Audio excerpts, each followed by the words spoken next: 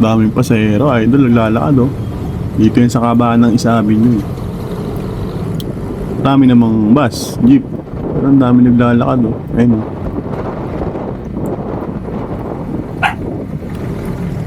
Okay na antayin yan, baka trend. Hindi, joke lang. Di baka puro punuan na. Kasi rush hour na yan eh. Alas 5, ano na yan eh. Mahigit eh. Ayan mga idol, ang dami oh. Lalakad oh. Papuntang Dimog, idol. Isa Avenue, haba ng Isa Avenue.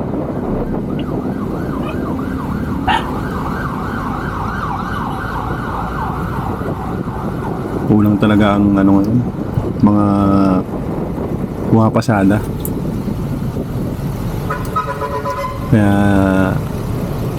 shout out dyan sa mga commuters na masisipag at nagtitiis para lang makapasok, syempre makauwi, syempre makapagtrabaho, diba? Yun naman talaga ang buhay. Kung hindi ka magtatrabaho, hindi ka kakain. Hindi naman tayo anak mayaman. Eh, mga negosyante nga nagtatrabaho din yan, di ba? Kaya gano'n lang ang buhay. Kailangan masipag. Sipag at tiyaga. Di ba?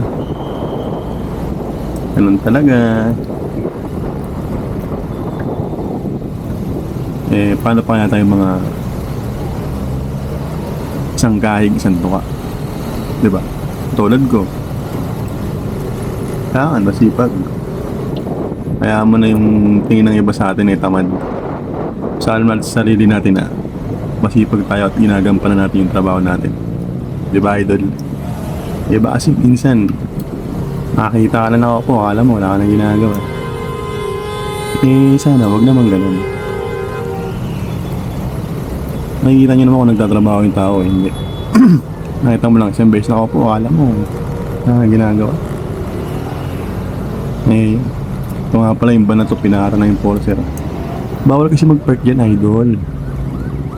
Nakakasagabal ka sa traffic dyan eh. Buti pinalis lang, hindi pinikitan.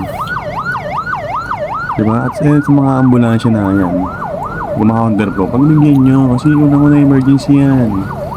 Diba, idol? Oh, itong Victory Liner. Oh, shout out Victory Liner. Kaya sinasakay namin pa uwi. Oh, gamitin natin ang pinagbabawal na technique. Ayun oh, pinagbabawal na technique. Only legend knows. Ayun na nakakaalam yan. Mga gumagamit yan. Ride safe, hindi ingat.